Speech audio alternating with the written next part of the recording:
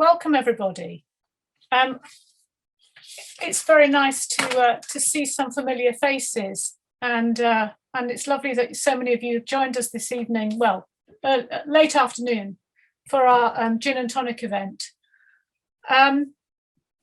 Just a little bit of housekeeping first. I'm sure you're all very familiar with what to do, but if you could just make sure that you're on mute, and then if you could stay on mute while we have the talks, and then we're going to have a question and answer session at the end. But if you think of something you want to say, do put it into the chat and send it through to Emma at John Baines Tours, so that we've got those questions and we can pick them up at the end. It's okay at the moment to leave on the videos. I think we're okay on numbers. If there's a problem, I might ask you to switch off your videos as well. Emma is recording the event, so if you want to have a copy of it, please get in touch with her and she will send through a link for you. So this evening, we're going to have 2 talks and then a little break, and then we're going to have our practical work, our gin and tonic session with Alex. So I'm going to talk first, and then I'm going to hand over to Kim, and then we'll have our break. And I will also announce the prize winners for the 2 books, for Emma's book, the lovely history of the tonic water. Here we are, Just a Tonic, and then and also for a book that I wrote with my husband Bill, who's just sitting here out of sight here. So let's get started, shall we? I'm going to just tell you who everybody is. I'm Helen Bynum. I've led some tours for John, both history of medicine and most recently history of botanical tours, which have been great fun and really expanded the way that I see the world.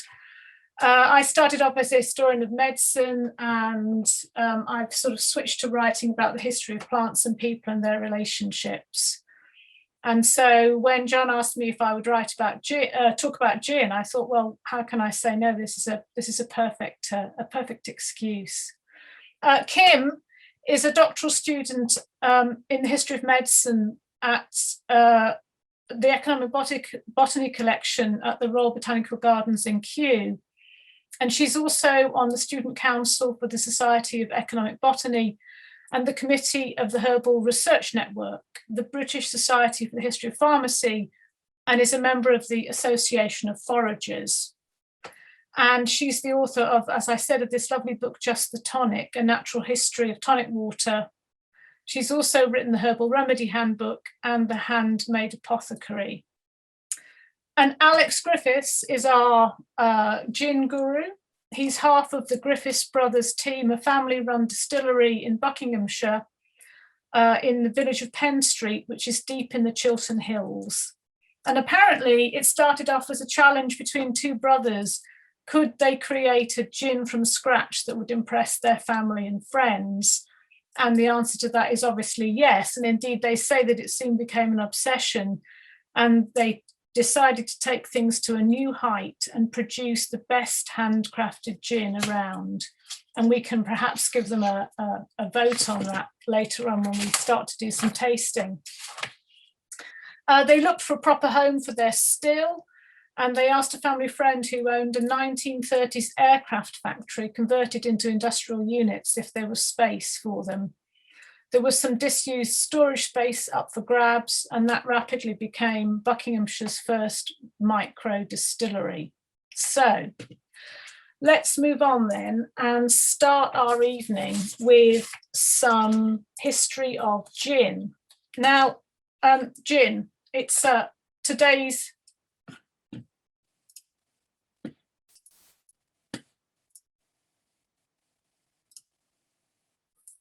fabulously fashionable spirit. And as a lifelong gin and tonic drinker, I'm delighted to say that I'm finally on trend. I think it's the first time in my life I've ever been able to say that. And gin is one of those delightfully termed spirituous liquors, which is a phrase I think which rolls deliciously off or preferably over the tongue. Because one of the great things about drinking gin is that perfumed aromatic experience that you get in the mouth, that you then experience as an odor, which is really key to, I think, the gin drinking experience. And that's true whether you like yours poured, shaken, or stirred. Gin, it seems to me, is either infamous or elegant. Infamous, the mother's ruin of Hogarth's Gin Lane, or elegant, 007's Vesper Martini cocktail ordered at the gaming table in Casino Royale, the first of the James Bond novels in 1953. Gin has got a long and tasty history. And it's tasty, I think we can say, so long as you like the flavour of juniper berries, that piney sort of essence that makes you think of walking in a conifer forest. Because I'm sure you all know, being gin aficionados, that gin to be gin must contain juniper.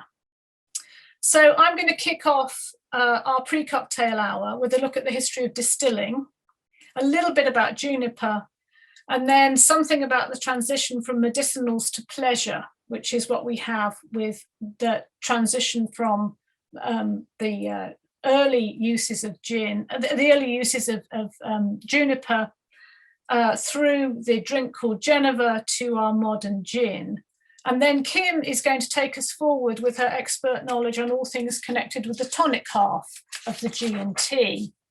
And then, as I said, when we've done our theory, we can get down to some practical homework with our artisan gin maker, Alex. So,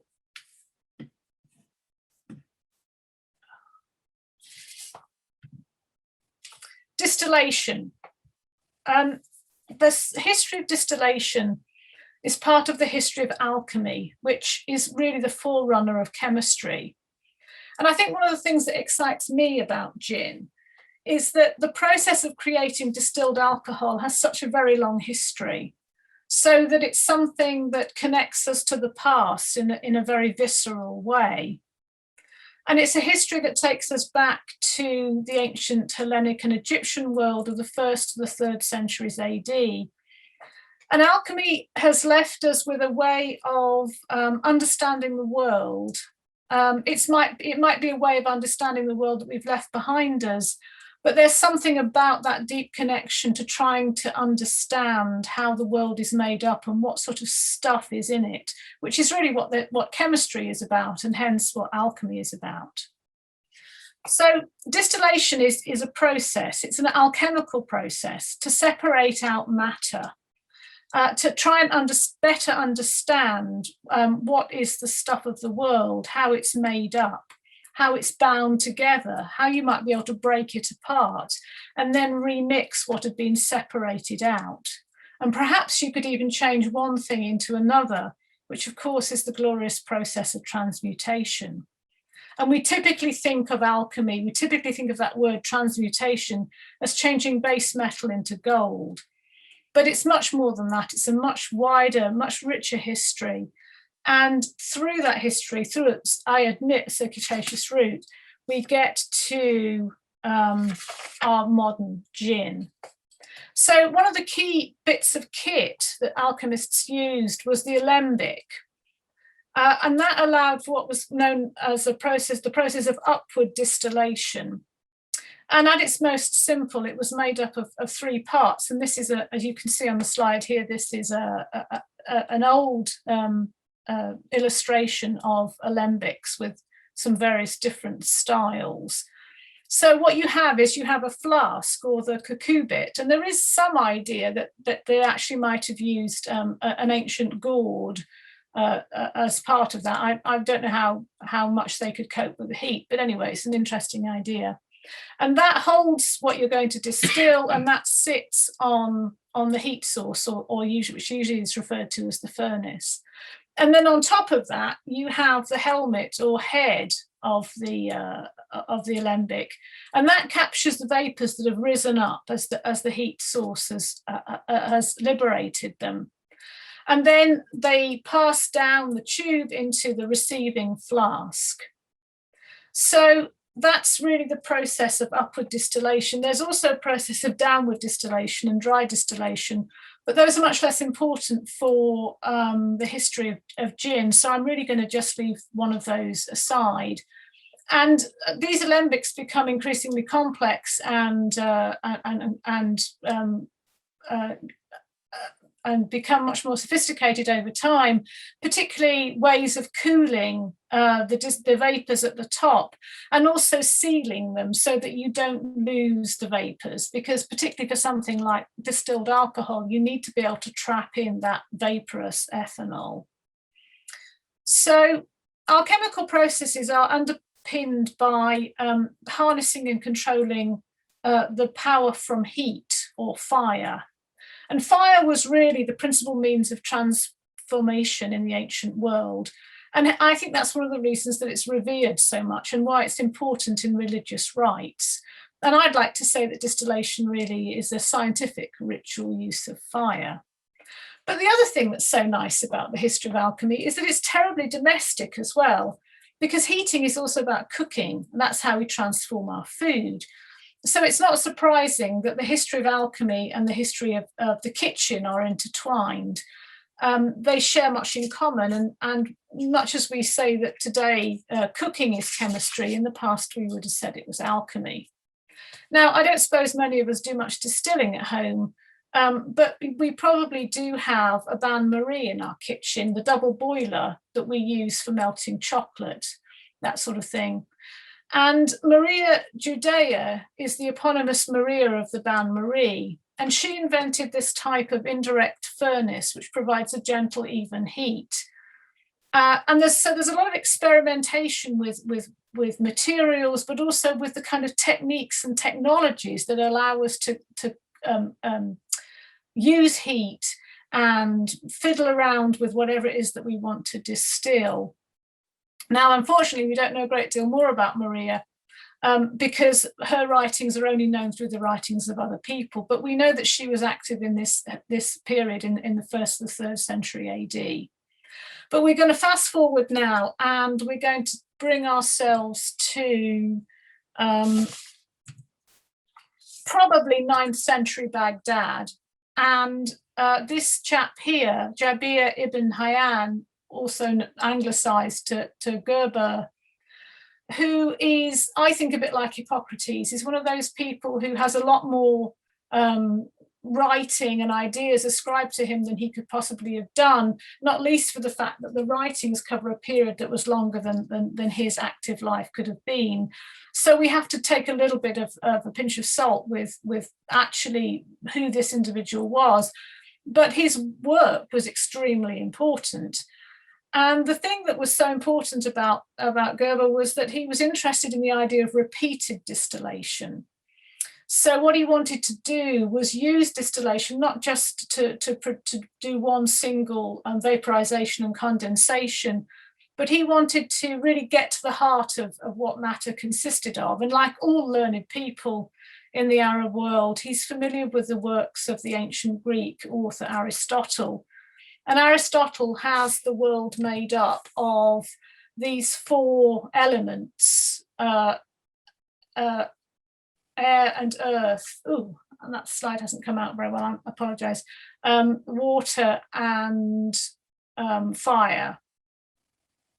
And so what he believes is that if you repeatedly distill something, what you can do is you can reduce it to its simplest form. And once you've got it down to its simplest form, then you can recombine it. And when you do that, you're going to produce the ultimate transmuting agent.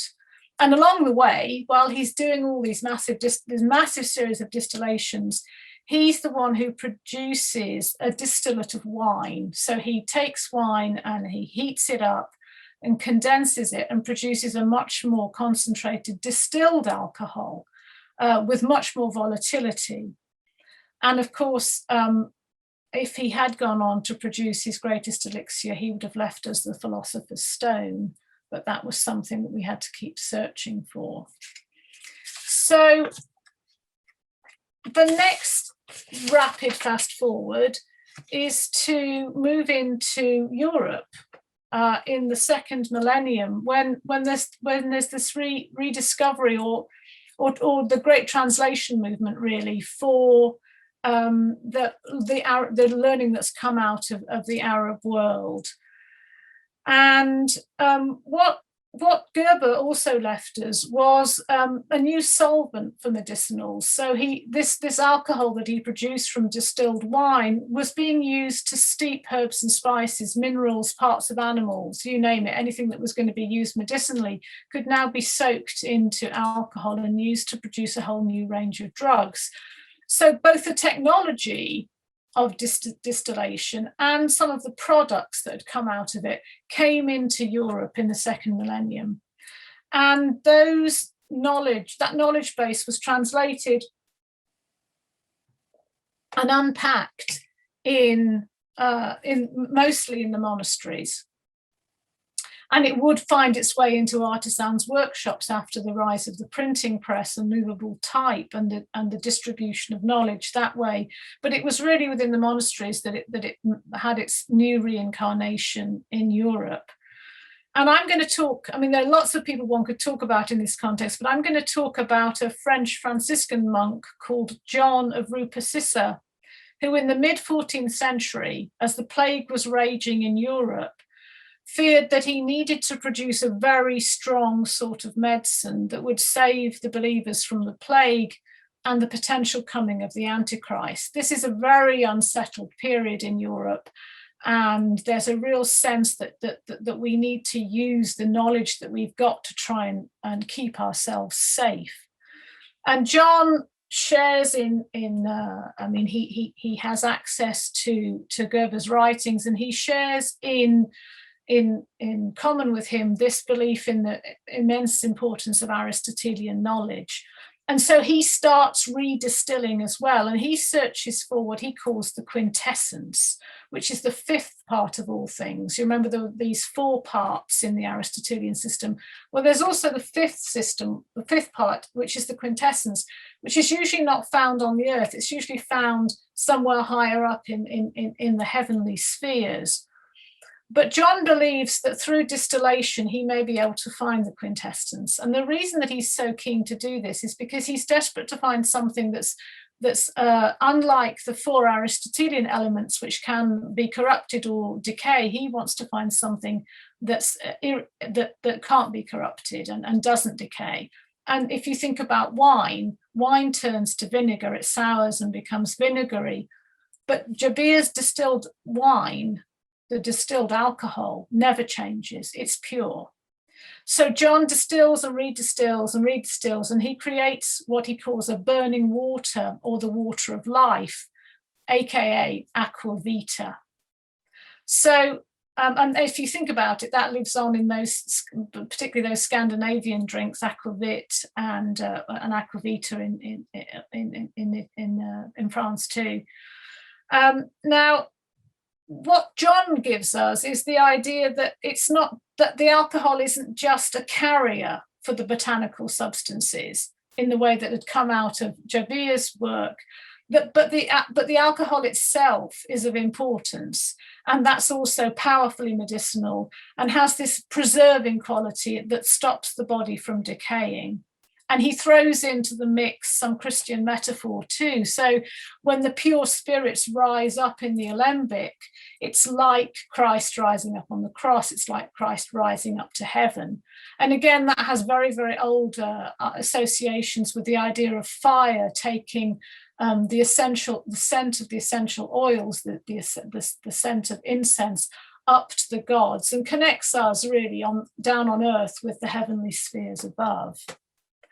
So John leaves us with this potent medicine. And if you distill botanicals in this distillate, in this aqua vita, you've kind of got a double distillation going on here. So you've got two essences coming together, and this gives you a very, very powerful remedy. And if your botanical of choice happens to be juniper, well, we're on the way to gin, and we're going to get there via its malted grain relative, also known as Geneva, and before that via these medicinal juniper drinks. So let's look briefly at, since we said there's no gin without juniper, let's look very briefly at the juniper tree. Now, there are the Kew website, which is always my go-to website for anything to know about plants, says that there are 68 species of juniperus. But like all plant people, there are people who think there's some more and some fewer than that. But anyway, there's at least 68 species or subspecies of the juniperus, and they're an incredibly successful plant group. They go all the way around the northern hemisphere, and there are very few countries that don't have a native juniper as part of their plant profile.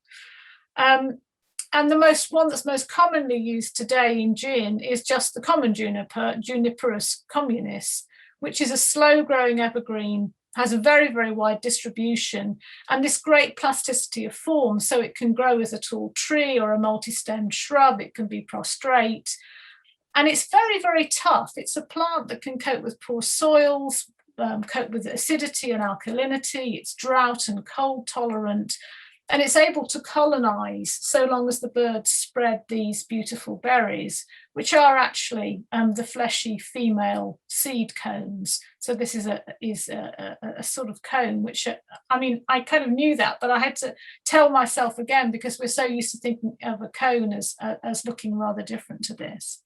And I would say that juniper's widespread distribution as a plant matches its widespread use in medicinal and culinary preparations.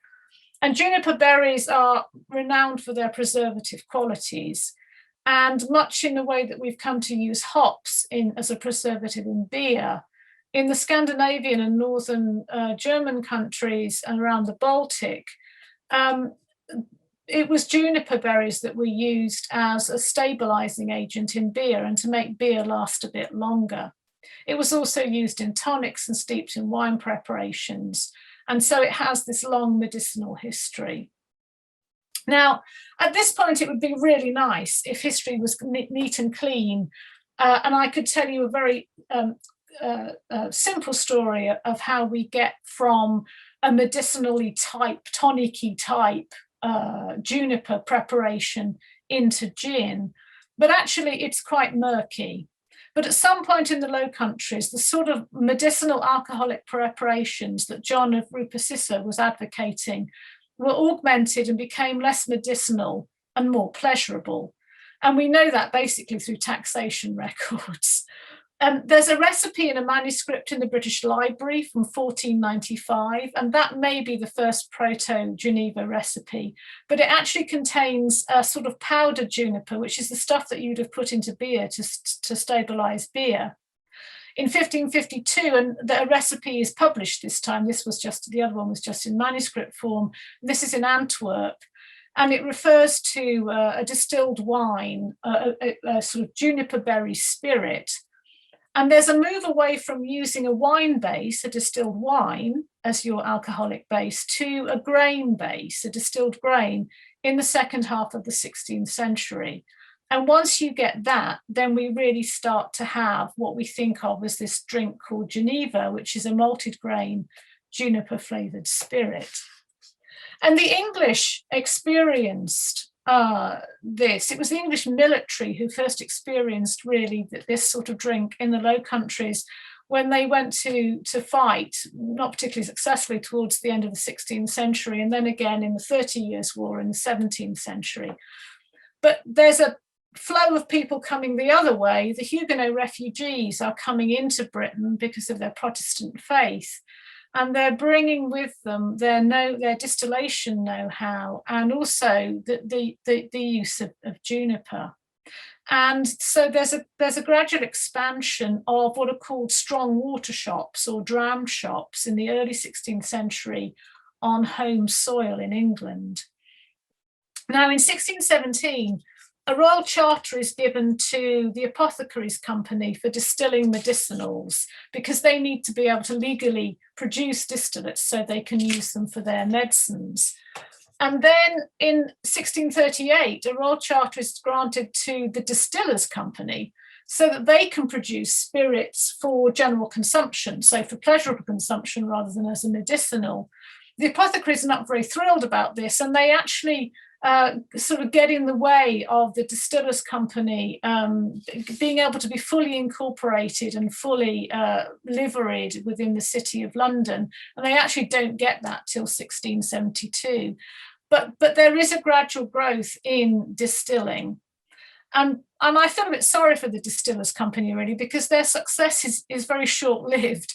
Because when Charles II is overthrown and William and Mary come riding into Britain, to England to become the new monarchs, they actually break up the monopoly that the distilling companies have got. And there's a serious change in the way we're allowed to produce spirits within England. So William, of course, as a Dutchman, is a great Geneva drinker, and he makes the drink fashionable at the English royal court. He also brings with him a whole host of Dutch sailors who also like to drink Geneva. So there's a market being created within Britain, within England, particularly within London, which hadn't been there before. There's a huge stimulus that comes in with William, both at the elite end and at the much more ordinary end. And of course, sailors always attract women to service them in all sorts of ways.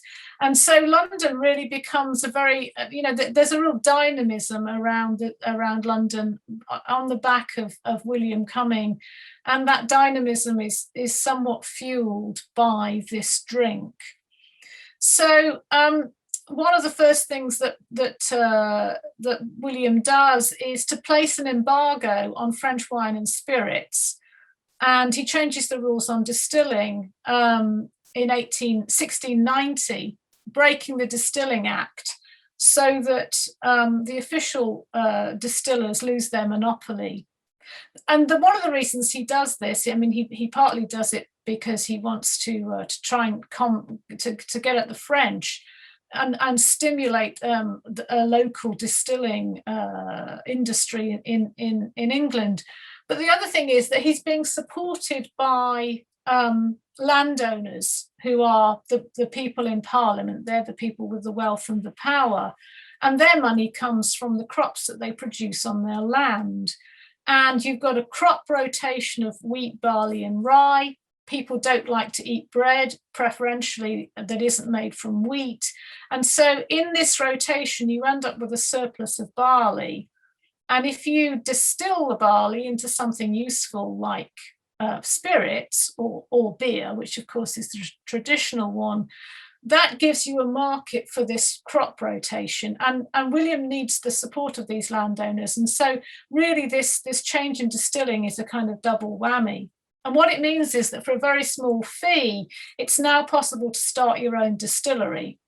This is unregulated and there's no quality control whatsoever. So the stuff that's starting to be produced by these small distillers is often not of very good quality.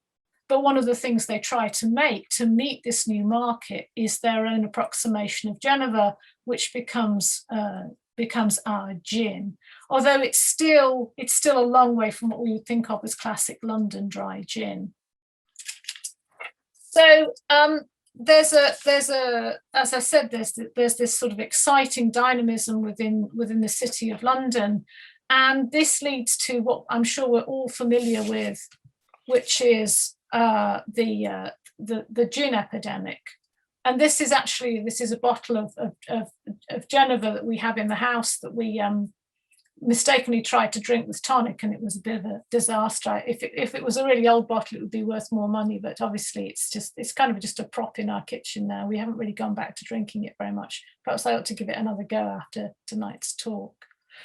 So the consumption of gin, I've got some figures here, which hopefully I can go backwards and forwards. In 1685, the consumption of gin was something like 500,000 gallons. In 1696, it's gone up to, the production has gone up to 1 million gallons. And you can see that doubles by 1714. by 1727, we were up to 5 million gallons. And then we hit a really huge amount in just before the mid-century, 18 million gallons. And then we go down again to about 2 million gallons in 1758. And the rise in gin drinking is tempered somewhat by a series of acts that try to control it, and there are 8 of these in the 18th century. They're not terribly successful, and people don't like being told that they can't drink their gin, because gin is one of the solaces that the poor people have. It's also a way of going out and having a good time and disporting yourself. And it's also, interestingly, something that women get involved in drinking in a way that they had been less involved in drinking beer. And it becomes fashionable for women to drink. And that really does actually make the moral police a bit worried, because obviously the future health of the nation lies in the wombs of the women. And so there are various acts, as I said, to curb gin production and drinking, and some of them tax the production of gin, and some of them tax the drinking of gin. But it's really the one that's really become successful is the Tippling Act of 1751, when actually the peak consumption has already started to fall off. But this is the one that is stimulated by the work, the visual work of Hogarth here with Beer Street and Gin Lane, and also Henry Fielding, the author of Tom Jones, who is very concerned actually that gin drinking is going to spread outside of London and become endemic throughout the country. And he writes about how there's a terrible rise in the number of robberies going on and how people are being mugged, basically, because of this epidemic of gin drinking that's leading to a kind of sort of total social disintegration. And so the 1851 Act is probably the one that is always pulled out as being the most successful, but it's actually it's as much to do with the fact that wages have started to fall and people have less disposable income. So that's why the consumption is starting to fall off already. So there is a sense in which that this epidemic is big. I mean, I'm not saying that it's not overblown, but it was probably going to burn itself out to a certain extent anyway, because the easy money of the early part of the 18th century was falling away, and people were actually struggling and had less money to spend on their gin. And some people think that you can, I mean, there's a sort of question about whether Hogarth was unconsciously aware of fetal alcohol syndrome. You remember I said that people were concerned about the sort of health of the nation. And there's been various people who've looked at these pictures to try and see if particularly this syphilitic midwife here shows that the child she's rather carelessly dropped over the banisters is suffering from fetal alcohol syndrome, and people have now think that actually it's more in a look of shock than actually suffering from fetal alcohol syndrome. But what you can see, and I hope you can see this, is over towards the right hand corner is a woman tipping gin into a baby's mouth, and probably as much as fetal alcohol syndrome, children were basically being poisoned by the gin that they were drinking, because the gin was very, very poor quality. It was we would see it as being adulterated with things like turpentine and sulfuric acid, which was part of the sort of cheap distillation process that was going on. The other thing was that it was also a sweet drink. It had a lot of sugar added, and that sweetness is something that disappears later on in the 19th century. So the 1751 Gin Act comes in, but the thing that also really stops the gin epidemic is that there's a very bad grain harvest for the years from 1757 to 1760, and it's so bad that domestic crops can't be used to produce spirituous liquors. And that more than anything actually puts a halt on the gin craze. So the falling wages and then this lack of grain. And when gin starts up again, it's a much more expensive product. And so there's much more interest in producing a better quality product. And the kind of cheap little lady that was producing gin and selling it in her own front room, that really fades away, basically. And we see in the second half of the 18th century some of the famous names like Gordon's Gin, the distillery being founded. That there starts in 1769, and they have higher standards. It's more professional, and they make use of a wider range of botanicals, the citruses and the spices, which have come down in price and are more readily available as the British Empire expands across the globe.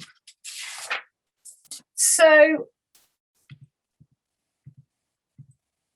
in a way, the story of gin in the 19th century is a transition away from the sweeter, heavier drink to the London dry gin. Interestingly, sugar comes out of gin. This picture here from a man asking for a glass of Old Tom in a gin palace in 1830. Old Tom was a gin that still retained its sugary flavour. But by the end of the 19th century, that sugar has come out. And it's rather fascinating because most things, it's very unusual for sugar to come out. Usually more and more gets added. So that's somewhat against the grain. But I think it's a real indication of the way that gin production has changed.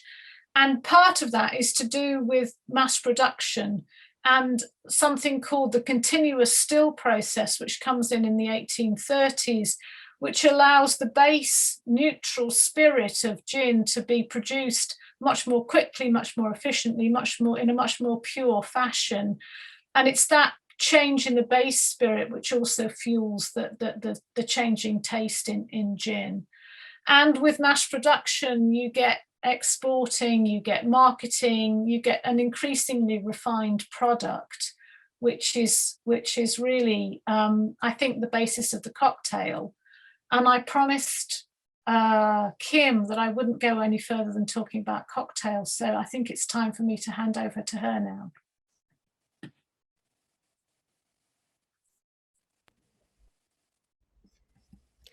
Hello, just allow me to share my screen.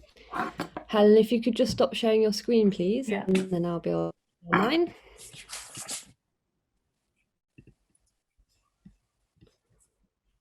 Sorry, Kim, it's not picking up. No problem.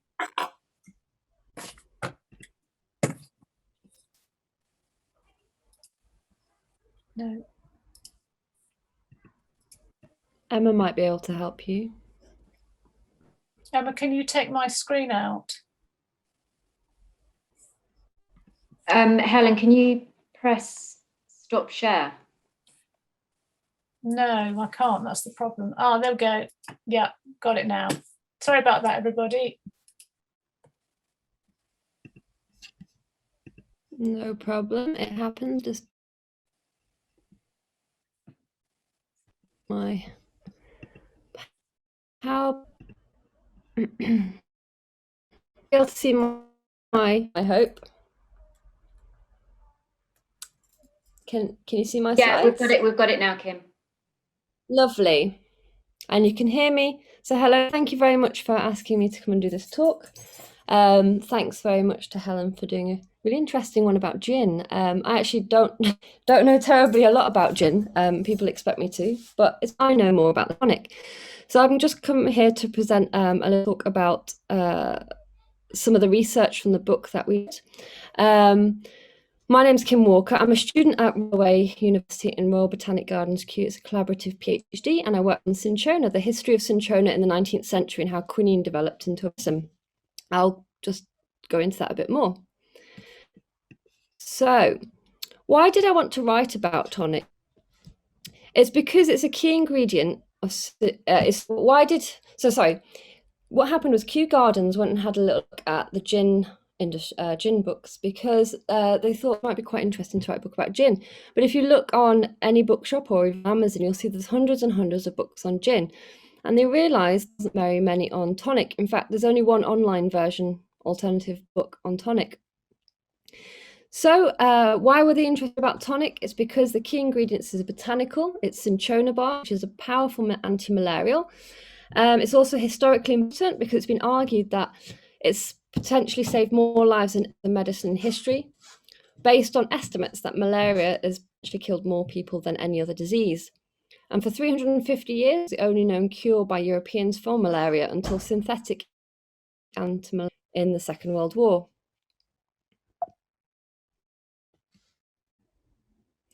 So just to give a little bit of background to my international research group, I look at collections at Kew. Kew has the largest selection of cinchona barks in the world because it was being collected in the 18th and 19th century because it was an important bark.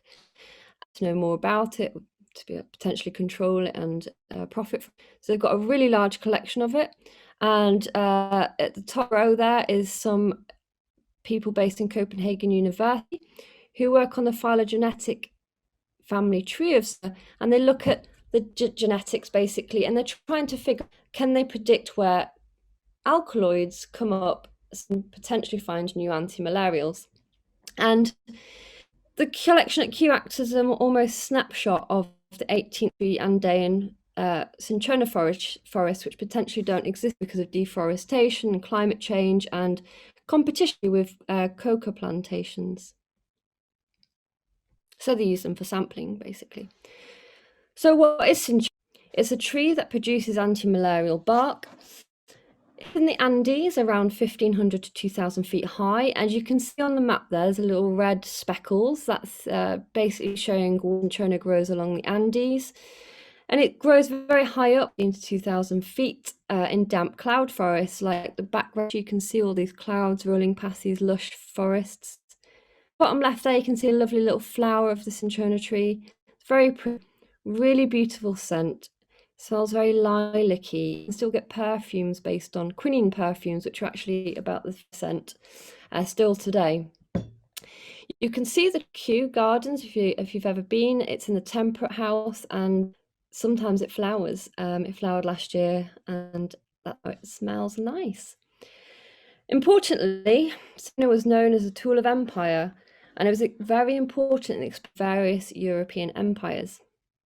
So in this talk, I'm just going for cinchona, then I'll quickly talk about the constituent quinine, and then talk about how the gin and tonic came.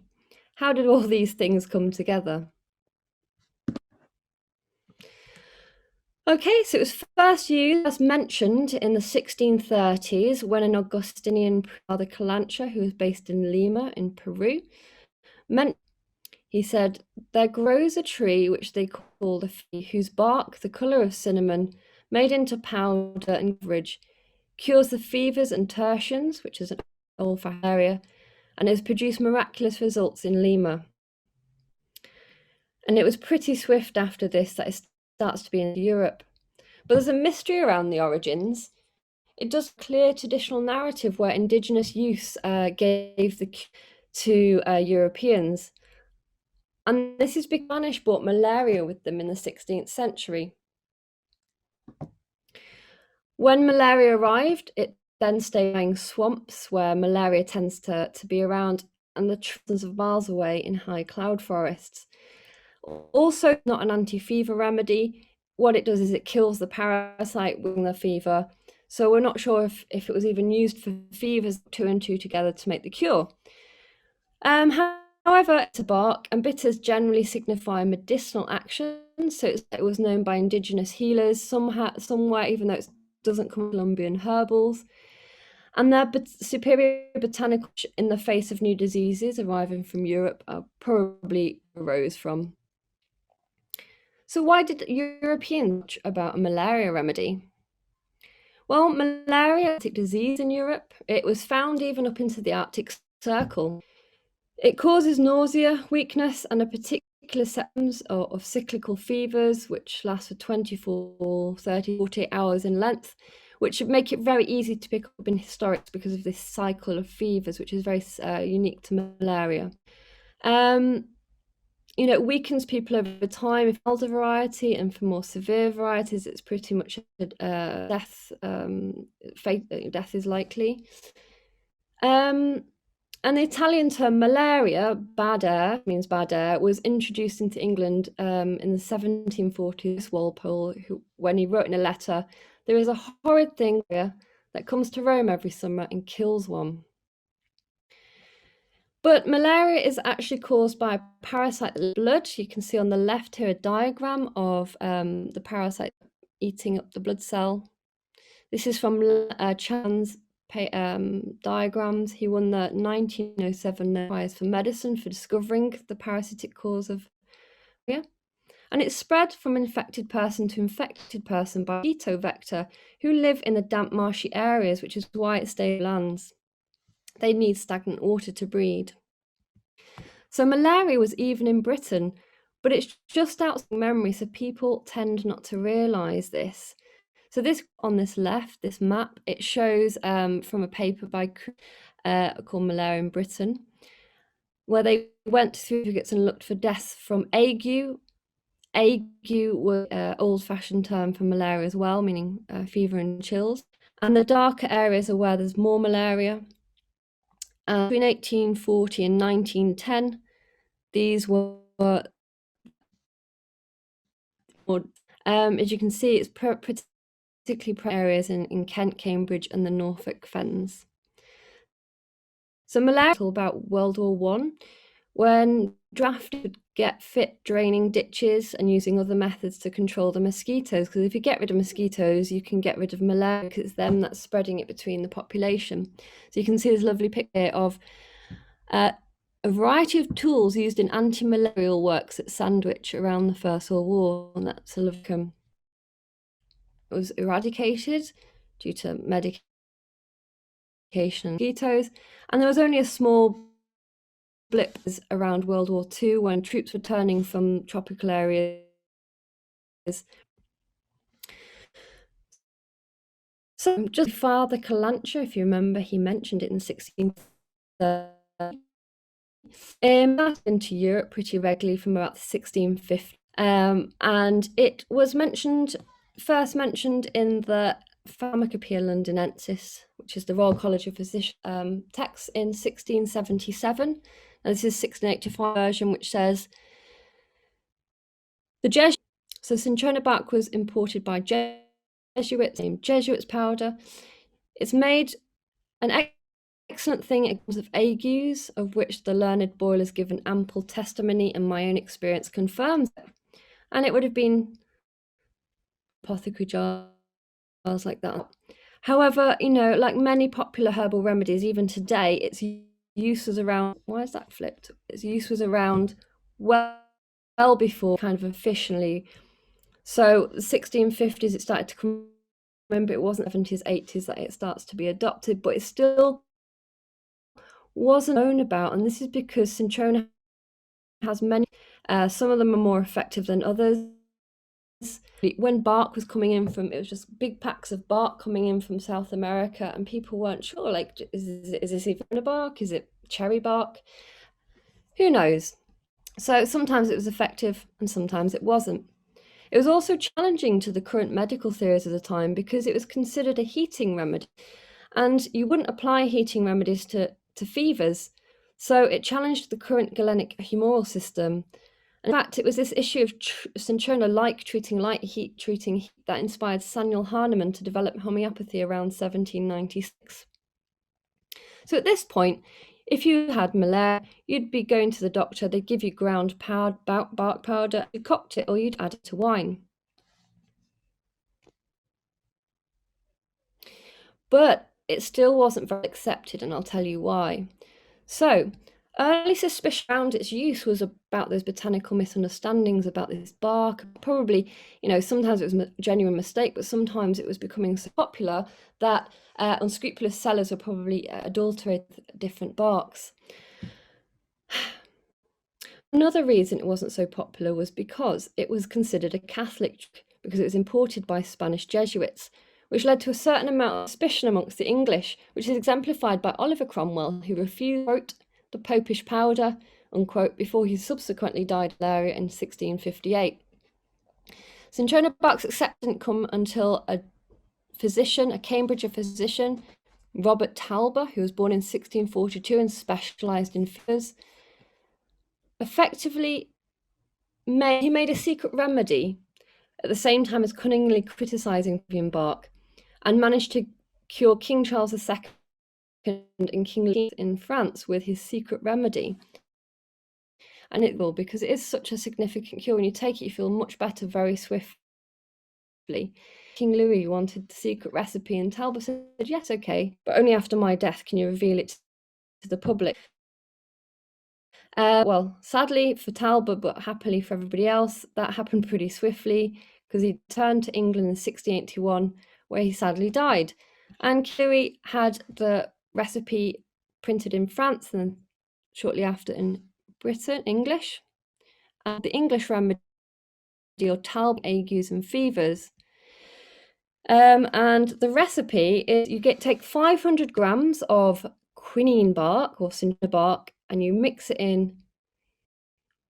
It says, take a pound of, which is about 500 grams of best bark, into subtle powder, but sprinkle it interchangeably each day with parsley and anise juice, an earthen pitcher with 15 quarts of wine, which is about 2 litres. Leave it for a space of 8 days without letting it near the fire. You'd then add him as well, which would probably help soothe the fractious patient. But it's the alcohol of interest in this. The quinine, alcohol, and bark are well dissolved in alcohol, which also makes it tasty for the patient to take. So it becomes popular, and Patrick Wallace at the London School of Economics has worked out that in the 17th and 18th centuries, 40% of all American imported drugs were made up of Peruvian bark. So I'm now going to skip to the 9th century to look at the isolation of the active constituent quinine, the name of which was based on the old name of this bark, Quina quina. So quinine was extracted in 1820 by French pharmacists Pelletier and Caventou. It's one of the early isolations of alkaloids, following swiftly from Frederick Seturner, who isolated morphine in 1803 from poppies, and was one of the ones that helped with the boom of the chemical industry in the early 19th century. So extracting the active constituent meant that you could now effectively measure dosage for the patient, which meant more effective medicine without being toxic. And you could also measure which species of cinchona would be the most valuable for cultivating, particularly because Britain was establishing more and more colonies in tropical areas where malaria was a problem, and you'd need to go into mass production to enable a controlled supply. So, in colonial areas where Europeans were unused to the climate, death rates were pretty harsh. And malaria in particular was a scourge of imperial projects, because in tropical areas you have a particularly vital form of malaria, which is slightly different from the European variety. But at this point, quinine was still only given to people becoming sick with malaria.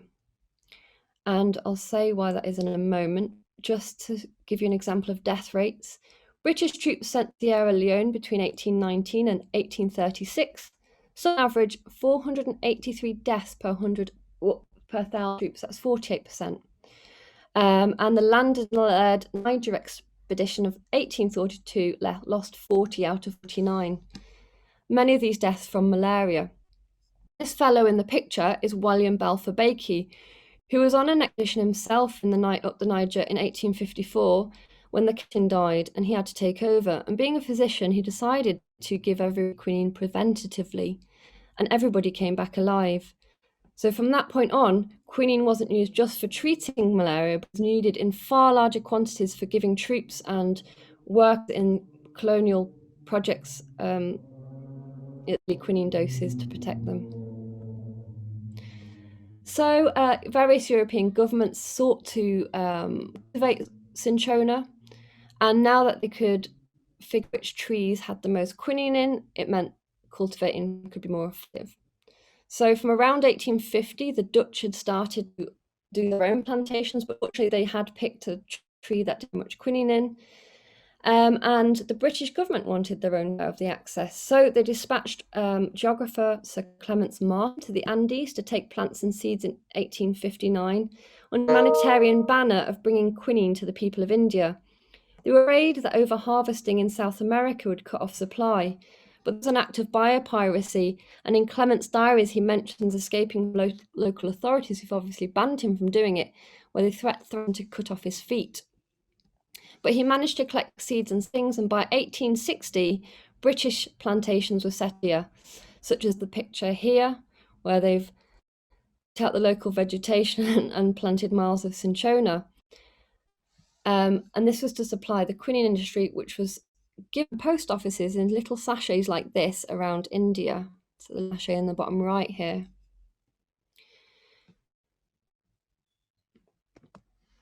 Okay, so I'm going to start tying this back into tonic water. So this is an extract from Jonathan Pereira's Elements of Material, which is a very widely used text on drugs and their use. This is from 1857, and it says from the little R there, in such we find cinchona improves the appetite, promotes the digestive function, and increases the strength of the pulse. The muscular system acquires power, and the individual is capable of making greater exertion, both mentally and bodily, than before. So here is about one of the categories that cinchona falls underneath, and that's as a tonic. This term tonic, which should start to bells about the title of this talk, is an important category throughout history of medicine treatment, which generally increases health, and often bitter flavours were tonics. But note that this is separate from its anti-malarial properties. But I'd like you to keep in mind its particular suggestion for increasing digestion, and we'll get back to that in a minute. So if you remember before, when we looked at Robert Talbot's recipe, I mentioned that alcohol was quinine and cinchona was frequently prescribed in alcohol as a solvent and also to improve the taste.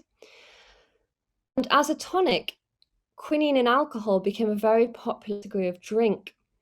So on the left here, we've got orange quinine wine, based on a recipe from the British Pharmacopoeia, which was actually orange spirit, and quinine champagne, both which sound quite delicious. And in the middle, we have some tonic wines, which are Chino Rossi and San Rafael, which you might recognise as still being around today. But these blur the boundaries between drinking for health and drinking for pleasure, so it's sometimes difficult to understand where it's medicinal use and where it's for this tonic use. But sometimes these drinks are even used in the bar setting. But quinine itself as a medicine is also dispensed in spirits to tempt reluctant soldiers stationed in tropical areas to take their quinine. But do you remember William Balfour Baker's date that after 1854 it was given as a daily preventive? Early histories of gin and tonic say about 1820s, but this isn't possible because it wasn't until after 1850 it was daily. And also something else that's often wrong about these stories of soldiers mixing it with gin is that when you look at the text, gin's never, in fact, very rarely used in a British Indian setting at least. Usually it's whatever was handy or at the time, so it might have been your whiskey or rum ration given by the army, but also includes mixing it into locally available spirits. So right here is an arak shop, which is a local sugar cane spirit in India, and you find quinine often being given in arak. So I'm going to explain how the G&T did come about, but let's quickly have a look at tonic first. So the first tonic water, I've skipped over the introduction of soda water into industry, which is in the book, but I don't have time to cover it here. But the very first reference to tonic water is usually given around 1858, but we actually found another one in the Bristol Mercury in 1835, which advertised quinine soda water. It didn't seem to become popular, disappears very quickly. And it was in 1858 that Erasmus Bond patented tonic water, using the terminology tonic water. And it was in Islington, not India. It was a British invention. It contained 5/8 of a grain, which is about 37.5 milligrams of quinine, which is equivalent to tonic water today. And it also included sulfuric acid to dissolve it into the aerated soda water.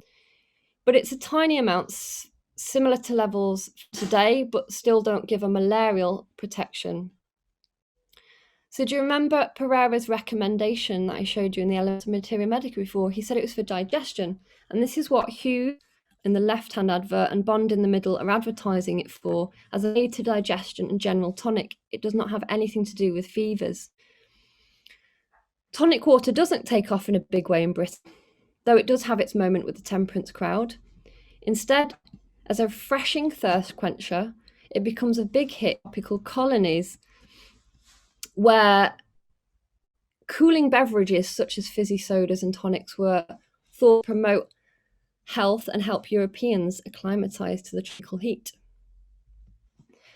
So the first known gin and tonic reference comes about 10 years after tonic water itself is invented, and about 5 years it becomes popular in India, and it can be found in the Oriental Sporting magazine from 1868. It's in the reference context of a sporting party and says, cries of gin and tonic, brandy and soda, cheroots told us that the party was breaking up for the night and we wended our way home. And it's clear they're talking about tonic water here, not quinine crystals. And there's also no fever or malaria in sight, just high times and sports. And this is most often where you find gin and tonic references, in wealthy upper class, often sport or military inclined protagonists enjoying their peg. You can see on the bottom left here about a judge in a book called 20 Years Pig Sticking in Bengal. He says, the last ride has made us considerably thirsty, so we made entry at the end of the tour. Most of us had dismounted, but the old judge preferred imbibing on horseback and tonic and going to enjoy it. So the bitter tonic properties of this cocktail, the digestive influences, are why you still have a pre-dinner gin and tonic today as a digestive. And it's influenced by this history, but we've just forgotten about it. So to end, I hope that when you next drink a gin and tonic, you'll remember the rich history behind the gin that Helen gave us and the story behind the tonic behind each sparkling glass. We can only cover parts of the story today, so if you'd like to know more, please do check the book Just the Tonic from Q, because the profits from it go to support conservation work as well. I'd also like to recommend, Alex is coming up next, shows about some tonics, how to mix gin and tonic so we can feel a little bit like 17th century apothecaries. But thank you for listening, and we'll be taking questions after that.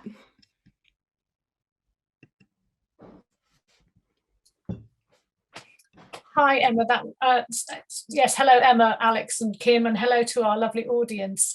Thank you, Kim. That was really, really lovely, and I'm very grateful for you picking up the story so nicely.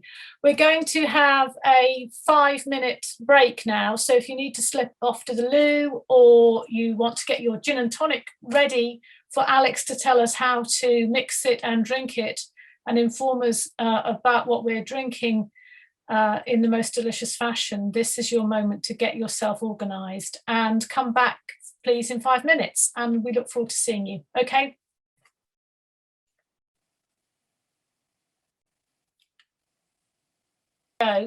Now, as we said, do remember, if you've got any questions, we're going to do a general Q&A at the end. So do remember, if you have any questions, to make a note of them or send them in via the chat.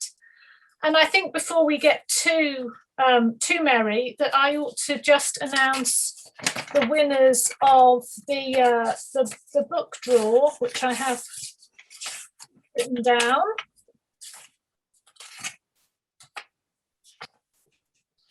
Which were chosen by John in Australia. And of course, in the best organisers' fashion, I seem to have managed to lose my piece of paper, which is very bad of me. I think, Emma, perhaps if you just send them through to me again, and I'll do it in a minute. Okay. Yeah, sorry about that, everybody. I'm despite this being the year of lockdown, I'm still not that much of a Zoom user. I mostly do yoga on Zoom. So let me hand over to Alex and all things gin. Okay, thank you very much, Helen. Yes, fantastic talk. I'll definitely be stealing some of your material and some of Kim's material for any of the tours that we do. That was brilliant. So, Griffiths Brothers gin. I hope you've all got your gin and tonics and garnishes ready. Couple of things that always come up on tours, particularly about gin and tonics. One of the most popular questions is regarding quantities of tonic to gin. The Gin Foundry did a recent survey of measurements, and actually the most popular measurement was 1 to 5. 1 portion of gin to 5 portions of tonic, with 1 to 4 being the second most popular. Personally, I prefer kind of 1 to 3, just so I can actually taste the gin a bit more. The other question that comes up about gin and tonics is about the garnish. And there's a lot of different reasons you use garnishes.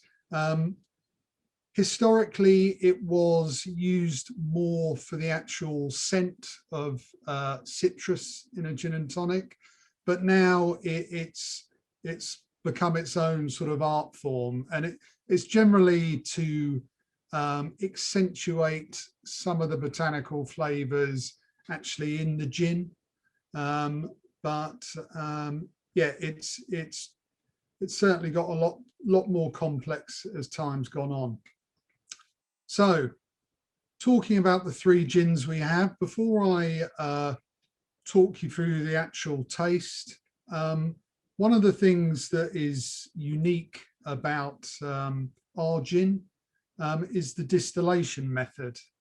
So we use a cold distillation method, and as Helen was talking about distillation earlier, the only difference in this method is we don't use any heat in the process. Everything else is exactly the same. And people often ask, why don't you use any heat? And the reason we do this is particularly with a lot of the more delicate flavors within the botanical mix. As soon as you boil those flavors, you tend to get a cooked effect. So you're effectively stewing all those different botanicals to try and capture the more natural flavor notes, particularly in things like delicate florals, citrus, herbs. To try and not use any heat, you'll actually get the real flavor. So think of orange juice as opposed to marmalade. So when we first started out, we tried an awful lot of gin to decide on the method that we wanted to use, and we did taste a number of different gins which were cold distilled, one of those being Sacred, and we just liked the way it tasted. Characteristically with this style of gin, you tend to have a very smooth finish and those brighter, more natural flavor notes. is a characteristic with all of them done in this style. We call it cold distilled, but a lot of people call it vacuum distilled because it's the same process. You're effectively sucking out the pressure from an enclosed vessel. That drops the atmospheric pressure, so that in turn drops the boiling point of alcohol. We keep taking the pressure out, so eventually the alcohol boils at room temperature, so effectively not needing any heat at all to work. So moving on to the gins. So the first gin out of your set, the one with the blue label, was our original gin. This is the large bottle. I think you can just about see it there. I know it's sort of flashing in and out, but we put our life and soul into our original gin, and I think every distillery, it's the same.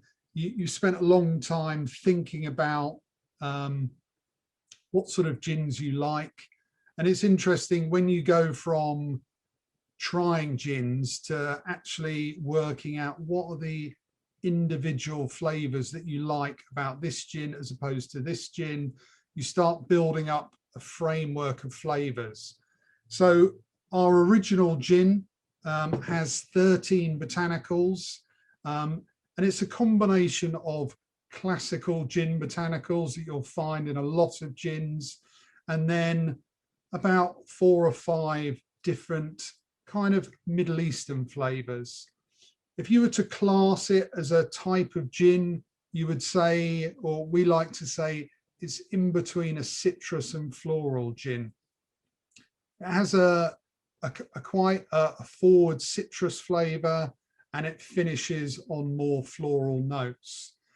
I don't know if any of you have tried a little bit neat of the original gin, but if you have a little try neat, it's actually very high in the essential oils because we macerate the gin for a lot longer than other gin distilleries. So some of our botanicals are sitting in the alcohol for about 4 or 5 days.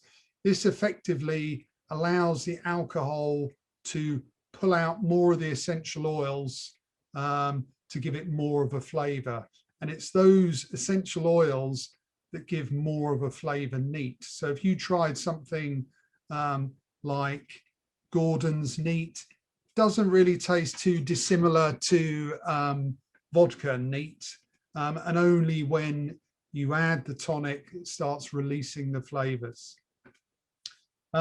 So the individual botanicals in the original gin are juniper, coriander, angelica, orange zest, lemon zest, elderflower, bay, orris root, cassia, which is Indian cinnamon, grains of paradise, which is like a North African seed. I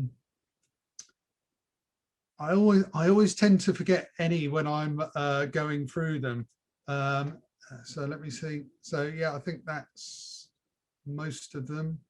Orris root, elderflower, bay, orange blossom, and the orange blossom gives that more. If you actually smell the gin in the original, it has quite a strong sort of perfume smell to it, and that perfume smell comes mainly from the floral flavors of orris root, orange blossom, and also the coriander. Also, just talking about the botanicals, the 3 main botanicals in all gin are juniper, coriander, and angelica. And if you smell those distilled on their own, that is the intrinsic gin smell. And proportion-wise, they're 3 to 2 to 1 of juniper, coriander, and angelica. So how we serve the original gin. So if you've got an orange, I think you had a tasting card in there. So if you get a potato peeler, curl off the orange, put in a fresh bay leaf, cut off the edge, put that in. We always say when you make a gin and tonic, always best to put the gin in first, put in our garnish next, because the alcohol will again pull out a few more of the oils of the garnish, put in plenty of ice, and then the tonic to your own personal preference with tonic. And people often ask, why do you just use the peel as opposed to a slice? And again, you know, it's personal preference, but when you just use the peel, you get more of the oil and you don't get the acidity in the orange juice. So that is our original gin. So with that gin, we wanted something we could drink neat, but we always wanted something which gave a fantastic gin and tonic. And also in all of our trials before deciding on the gin, we wanted something which worked really well with orange. And this gin, and you notice you can try any citrus garnish, but it definitely suits orange as opposed to lemon or lime. And you'll notice, and this is why every gin distillery will always give you a signature serve, because certain flavors do lend themselves to the individual gin. So that's the original gin. Our number 2 gin, which is the green label. After our first gin, we were looking for something which we thought would be better with cocktails. So with cocktails as well, quite a lot of spirits used in cocktail making have that sort of more herbal element. So rather than the citrus floral flavor of the original gin, we wanted something with a more herbal element. So the flavors that stand out in the number 2 gin are rosemary and fennel. So rosemary and fennel, again, they're flavors that lend themselves to lots of different combinations, particularly with different fruit juices. So we also changed some of the spices in there as well. We've also got vanilla. So if you try a little bit neat, you tend to get that sweet finish from the vanilla. Out of all of our gins, the number 2 gin is the most flexible with garnishes. So our signature serve is just a slice of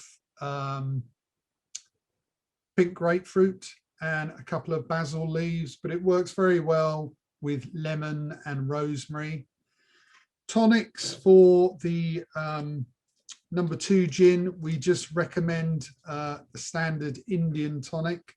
For the, I forgot to say actually, for the original gin, we recommend Fever Trees Mediterranean. People often ask what's the difference between the Mediterranean and the Indian tonic, and generally it's the Mediterranean, I think, has less of a quinine flavor, so it's slightly softer. It is supposed to have some other flavor elements in, but not that they're very discernible. But generally the Mediterranean works better with softer flavors. So the other thing with the number 2 gin is we made it stronger as well. It's nice to have that bolder, more alcohol flavor in a lot of cocktails, because sometimes gin in cocktails gets lost. So having a bigger flavor profile tends to work. And this is the one we will use in a martini. So that is our number 2. On to number 3, which is our kind of, you know, gins are all in sort of slightly different flavor profiles, and you tend to get citrus gins, spice gins, fruity flavored gins, and the more herbal gins being the main sort of groups. So number 3 was aimed at something lighter, something more summery, and actually it was a Caribbean holiday which gave us the sort of influences of the flavors we put in here. So the sort of standout flavors are coconut, pineapple, ginger, nutmeg, which are classic Caribbean flavors. We've distilled all of these flavors with just the natural ingredients. So they're very subtle. When you say to people coconut, pineapple, ginger, people kind of think of a pina colada, and you expect to be hit by a massive coconut flavor, whereas this is not the case. With the coconut, you just get a very, if you try it neat, you just get a very subtle flavor in the finish. The pineapple just adds to the sort of more fruitier flavor to it. So the recommended serve with this is just a few raspberries. And again, because of the coconut has just softened the whole overall flavor, it's also added an extra level of sweetness. The pineapple has just accelerated that more fruity flavor. So it comes across very smooth. When you add in the raspberries, it just becomes more fruity. And so this one is definitely the kind of easiest gin of ours to drink. And we often say it's dangerously drinkable because you seem to be able to drink it very easily. And yeah, so that one just fulfills that more fruitier flavor. We have devised other gins and we do a lot of limited editions as well.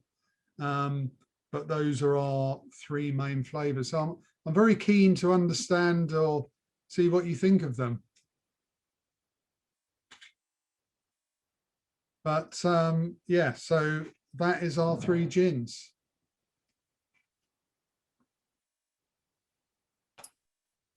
Enjoying them. Yeah. Which one did you like the most? Not had a chance to really get. Yeah, I was going to say I probably whizzed through them a little bit quicker than for you to have a gin and tonic for each description. I'm surprised at how different they do taste. That really came as a, well, not as a surprise, but I was pleased to find how different they tasted. Yes, it's kind of when you develop flavors, although gin is actually quite a narrow flavor, you want to have those quite contrasting flavors. And so, like I said, the first one was overtly more citrus floral, second one's got that herbal element, and the third one lighter, softer, more fruitier. So they do work for particular times. And the third one as well, it is funny because as it gets warmer and the summer months, we just sell much more of it when it's hot. It just tends to be the gin of choice. Alcohol distillation. Yes, and when you mention the, you're adding, for example, raspberries to this, Yeah.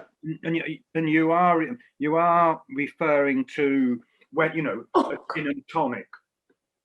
Yes. Yeah. So in all cases, you're talking about a gin with tonic, and then you're adding the, Yes. for example, with this last gin, raspberries. Yes. Yeah, I should have said I was, yeah, all of our signature serves are gin and tonics. Yes. They are the most popular way to drink gin, but of course, gin is the king of spirits for cocktails. So I kind of, you know, I prefer drinking them actually in cocktails, or it's funny, as you make it yourself, I actually don't mind drinking it neat with ice, because you spend so much more time actually tasting it neat when you start making it, because you need to actually really benchmark the flavor as a spirit on its own without the tonic. Yes, it is interesting that I had a little glass of each, just a small one, I may point out, and you can, yeah, you can definitely tell the difference, you know, the the difference, as you say. I mean, it'd be interesting. I don't think we're going to have too many in terms of adding the tonic about whether I'll be able to tell the difference there. Yeah. You can't. Same difference, should I say? You know, in terms of it's clear or very different in when you're drinking the neat spirit. Yes. Alex, can I just say, I think they're superb. Thank you very much indeed. I appreciate the Thank you very opportunity to much. drink them and taste them.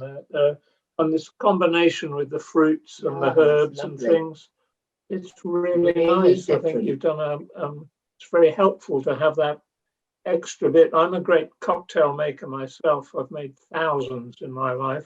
Oh, brilliant. What's your favourite? I just, my favourite's a white lady. Right, yeah, very nice. Like that. Yeah, which is gin, Cointreau, and lemon juice in equal quantities with a sugar rim on the glass. So try the number 3 for a white lady is what we'd use. That works very well. Excellent. Well, thank you very much for your time and effort putting this in. We really appreciate it. Yeah, no problem. Alex, I have a question about, well, your backdrop, which I did think was real, which everyone probably realizes isn't real.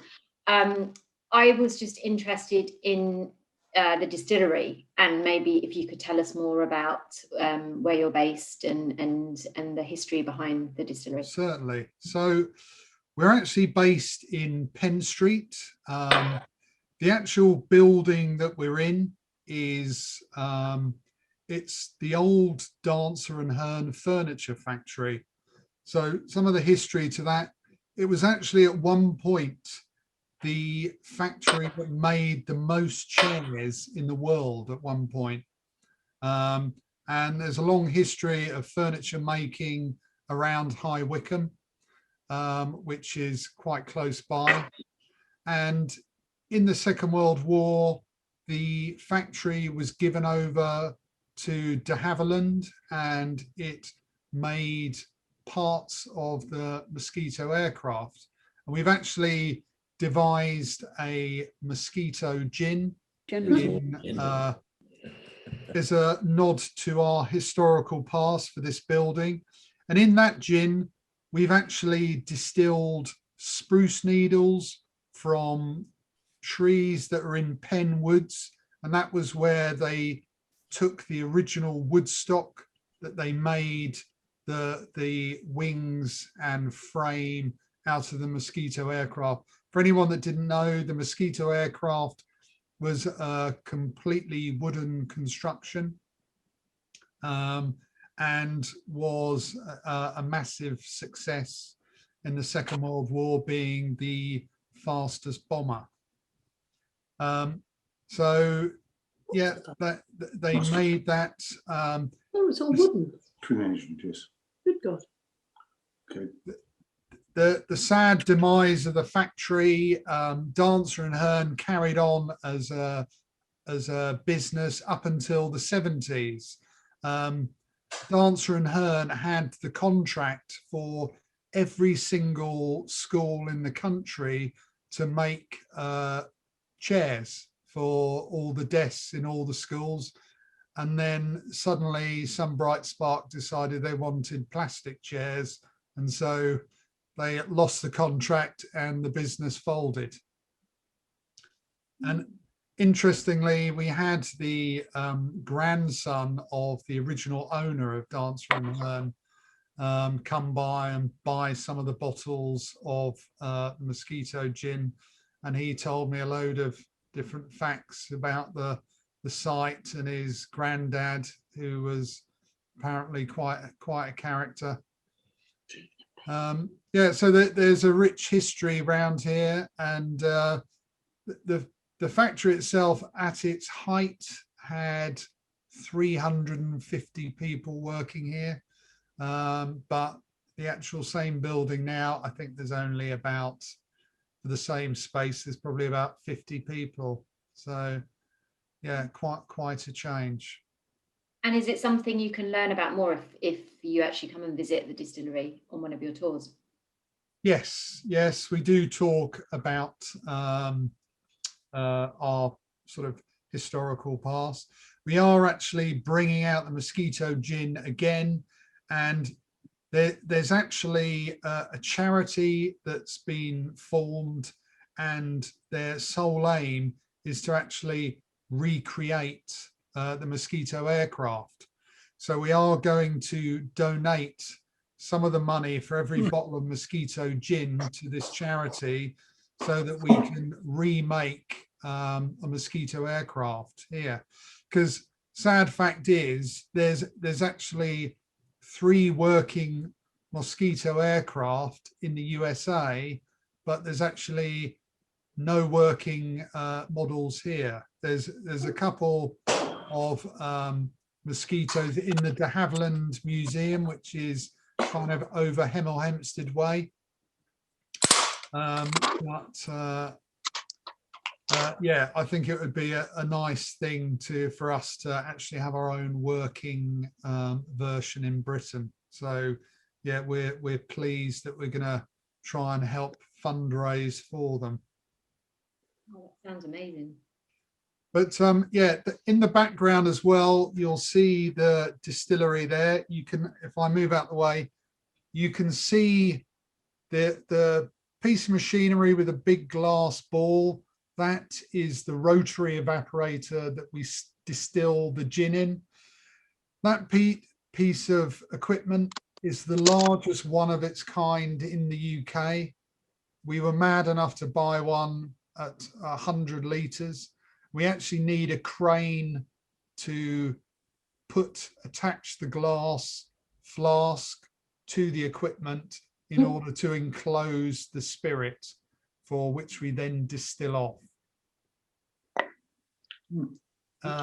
But yeah, rotary evaporators are normally used in labs for splitting different chemicals, and they're normally only 500 meters or a litre. So there's a lot of other distilleries see that and are very envious when they see that we've got 100 litres. Alex, Verity asked, what's your favourite gin that you make? I mean, that's always like picking between children. A kind of, you know, I go in phases, but to be honest, our original one was where it all started. So I always say the original, but I do go through phases of drinking one. And again, it depends which cocktail. I'm very much focused on certain cocktails have certain gins, and they do make a difference depending on what you're drinking.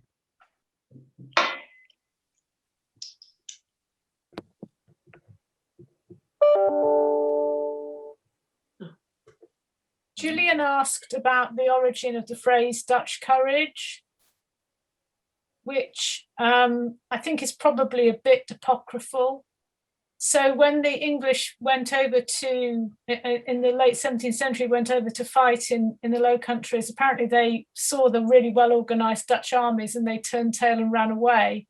When they went back in the 30 Years' War, they did a bit better because they were given a dram or perhaps more of Geneva spirit, and that was their Dutch courage. So that's the origin of the phrase. But I wouldn't like to stake my life on the veracity of that, but it's a nice story. Don't get bone down. Just get with it. They can't.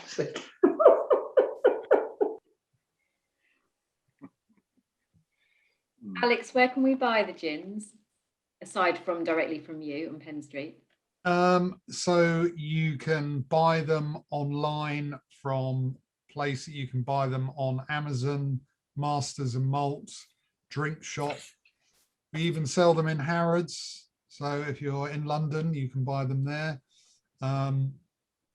And locally around the southeast area, we have a lot of the Majestics, Laithwaites, and a lot of different independent wine merchants will stock us as well.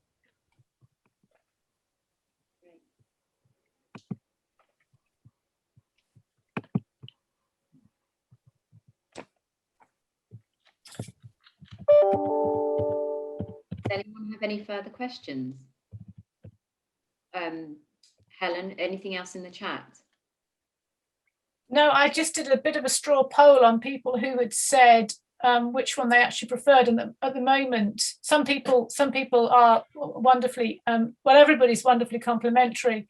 It looks like there's a number 1 and number 2 get equal votes at the moment. So that's very interesting, because it's funny when we do tours. There's never, you know, some tours it will be one that wins completely, and other tours quite balanced. But on the whole, from our sales, the original is the most popular. But number 2, it's strange. It's because of the herbal flavors, and because it has fennel. Fennel's quite divisive because of that aniseed flavor. You either tend to be lovers or haters. So the people that like the number 2 really like it. So we get a lot of devoted followers who always buy the number 2. But generally, on the whole, it's maybe not quite as popular. The number 3, strangely, there's definitely an age gap, and it's the younger drinkers like number 3 more than number 1 and number 2. The number 2 gin, we actually won a gold medal in the San Francisco World Spirits Award, and actually it's been picked up, and as we're probably better known for the number 2 gin than the original gin, although we sell more of the original. we've had a vote come in for number 3, Alex, so that's good. Brilliant. I think I'm enough of an old Hippocratic to think that as we move through the seasons of the year, one's taste changes, and so in the summer I would be much more interested in a floral gin than probably I am in the depths of winter. So I think it's interesting that with the rise of the artisan distillers, you're able to sort of match those flavor experiences to things like seasonality, which is a wonderful way forward. Yeah, and we actually pick up on that. We have a gin called the Autumn Special. Obviously, it comes out at autumn time, but we do sell it from the distillery all year round because some people are kind of devoted to it. But it's definitely something that as soon as it gets colder, it's those warming spice notes, bigger spice profile that people like at that time of year. People want the lighter flavors in the warmer months, definitely. And again, you think of slow gin. We also brought out a winter damson gin, which was a dry gin. And again, those sort of dark fruit flavors just work in those colder months. Just one very quick question, if I may, then, because I've realised I've already asked a question. In terms of this vacuum distillation, how common is that? Is it mainly, I assume it's not the big companies like Gordon's that use, so is it mainly the artists, you know, obviously? Yeah, so there's a small devoted group of us that use it. It was kind of Started off from the fella Ian, who started Sacred Gin, which is another great gin from Highgate. He was actually a chemist, very, very well known. He lost his job and then decided to set up a gin distillery. And actually, interestingly, I sat on a panel with him the other week for a craft distilling expo, and he was telling us how he used to cold distill different red wines and pull off different flavors from distilling different types of wine. But he knew straight away that you just get a very much different flavor profile from those individual botanicals. But as I said, characteristically, they're just slightly smoother. The other thing that people pick up from it is there isn't so much of a gin aftertaste. The reason that is those sort of strong gin aftertastes come from the actual juniper, and it's the sort of woody molecules within the juniper that only get released when they're superheated. So we're effectively taking off those very light flavors when we distill it. So the juniper's there, but it's not that same super strong flavor that gives the lingering taste of gin. And we often get, particularly new gin drinkers, that like, oh wow, it's completely different. You know, it's just doesn't have that same super ginny taste to it. So slightly lighter.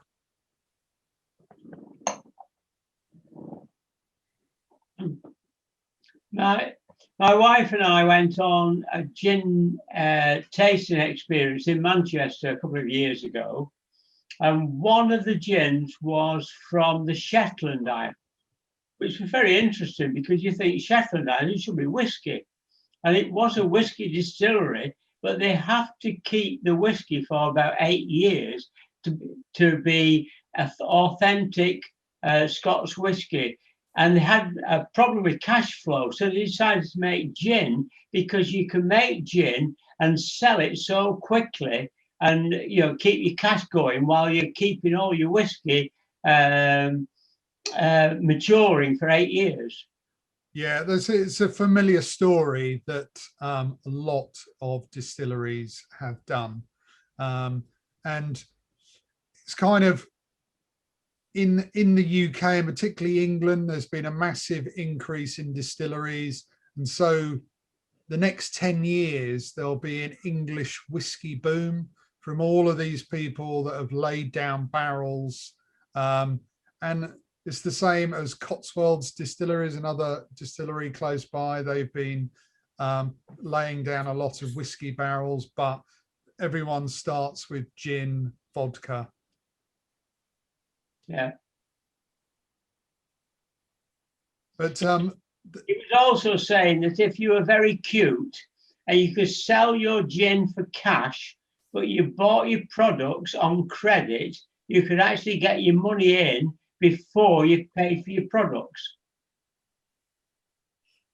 Yeah, I'm not so sure about that, to be honest, but he must be buying his stuff from somewhere very special, but sounds like a great idea. But yeah, the turnaround is definitely a lot quicker.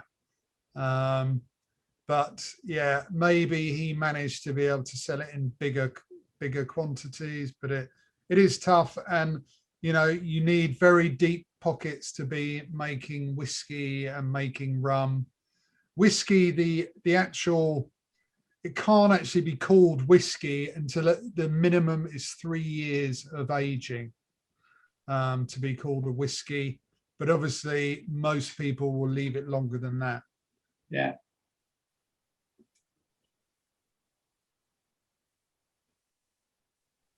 Penelope has her hand raised.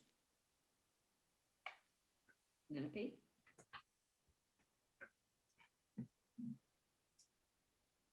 Hello? Maybe she's left. There is actually a message. Thanks so much for fascinating information on our favourite tipple and a very enjoyable tasting. Maybe she's left. All right. Well, number 1 is still in the lead, but 3's had a bit of a flurry. Yeah.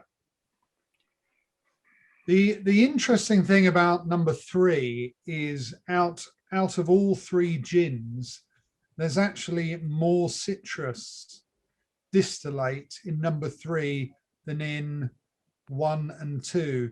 Yet more people will say the original gin is more citrusy, and part of that is due to the lemon and orange in the original gin, whereas the lime and lemon, which is in number 3, the combination it's the orange which is more visible in the palate than the lime and the lemon in number 3. And we've often thought that the coconut as well kind of hides some of that citrus flavour.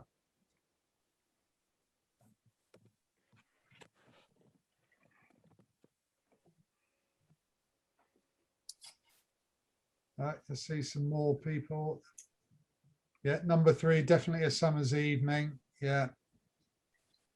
And again, you know, this is exactly as you were saying, we've kind of devised these flavors for those different times of year.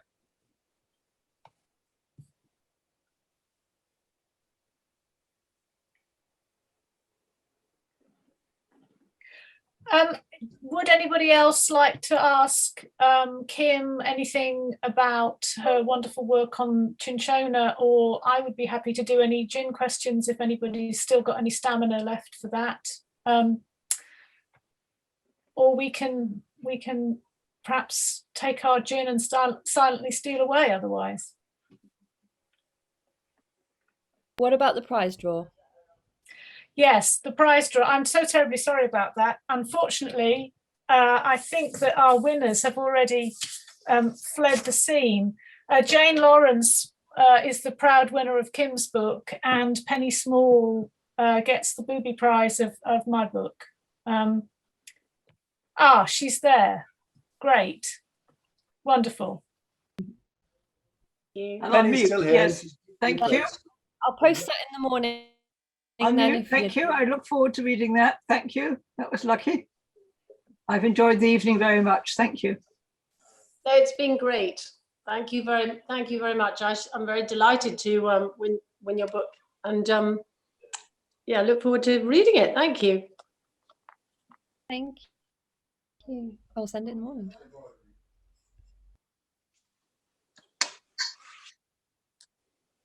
You didn't find out about the pink gin. No, that's right. Would you like a pink gin question? Yes. Yeah, What? You go on, Peter. Go on. No, you do. Oh, my other half loves his pink gin. He's ex-Navy. Just wondered what Alex, if he's still there, recommended to use for a pink gin. Hi, Alex. Well, it's funny. Pink gin has taken on a sort of a different connotation now, because historically pink gin is just a gin cocktail with Angostora's bitters. Was the original pink gin, whereas nowadays a lot of the different gin distilleries are just colouring it pink and putting in fruit flavours. So it's different from the original pink gin. No, Fever Tree do an Angostora's tonic water, which turns it pink. No. But so, you know, the original cocktail, I would just serve it with lemon. Which gin would you use for that? So out of ours, I would definitely use the number 2. Oh, that was his favourite. That's the aniseedy one. Yeah. Alex, I'm immediately going to try it. Oh God, you're Brilliant. pissed already. But after 40 years in the Navy, the only way we drank gin was 3 drops of Angostura bitters over a block of ice and 2 fingers of gin. Perfect. That's exactly right. Oh dear. Can I ask a question about, so in our household we're kind of renowned for the fact that we don't use ice, we use various shaped plastic things that you put in the freezer, because we don't like our gin taste to get changed by the melting ice. Yeah, I mean, do you have a view on that? Definitely. If you use ice cubes made at home, then you're using chlorinated water. That is just, it really detracts from the flavor. At our distillery, we've hooked up to our RO water system, the ice maker. So all of the water that makes the ice is completely inert, with all the chemicals stripped out. And basically you want big ice cubes, so there's the least dilution as possible. You should finish your glass with a load of ice, because, as you say, you don't want to change. You don't want to change the flavor. So you want big ice. If you buy, interestingly, if you buy ice from a supermarket, they actually use distilled water, which again is quite inert and hasn't got any of that chlorination. So you're actually much better off buying them from the supermarket. Actually, I keep gin in the fridge and I freeze slices of lemon. So that's a good way of, if you want it chilled. Yeah, exactly. Just keep everything as cold as possible. Yeah. Excellent. Thank you. It's lovely gin. Right. Okay. I'm going to go and lie down now. Well, I think it would be just, we've got some lovely messages here. If nobody's got any more questions, I think we might just read them out, because I think it'd be nice for people to have their expressions of pleasure just read out. Tom Standage said, "Have not heard of cold distillation before. It's the obvious way to make gin in space or on the moon or Mars." So perhaps that's a new marketing direction for you, Alex. Rosalind said, "I like them all for the reasons mentioned. The first one is definitely the smoothest. Plan to try a martini with the second." And Rosalind said again, "It's been a very enjoyable webinar. Thank you to all the speakers. The delivery service was very efficient, even here in Northern Ireland." And Janice used to live near Penn Street. "My father was the church organist at Penn Street Parish Church, but I didn't know the gin came from here." So you must have a return visit, Janice. Yeah, pop into the distillery. Rosalind said there's a very distinct aroma to the second one, quite spicy, which is interesting, different and tasty. Verity said, "Thank you very much for an enjoyable couple of hours, chin chin." Yes, I was going to say, what's everybody's favourite cheers or salute, but perhaps that we can do that on another evening. And Janice, thank you. Really enjoyable evening, informative and fun. Thank you. And then some more comments about seasonality. Penelope's iPad said, "I'm 76 and prefer the number 3. Does that make me young?" Yes, I think so, yes. Definitely. Brilliant taste. And I'll be working on number 3, because I think it's surely going to turn the clock back and make me younger still. The other half of Penelope says they prefer number 1, number 2 strongly tasting of aniseed. Rosalind says number 3 is a summer drink, number 2 will be perfect at Christmas, so you know what you need to buy next, this in a few months' time. Fascinating info on our favourite tipple and a very enjoyable tasting. And other people declaring their ages and their preferences. Keith says he's 17, prefers number 3. Sally and Clive Bray like number 3 for summer evening, and number 1 is great for every day. And that's all your lovely messages of appreciation. So I'm very pleased that this has been such a success and that it's brought us together over a very good gin and tonic. No, fantastic evening. Thank you all very, very much. It's been lovely. Good.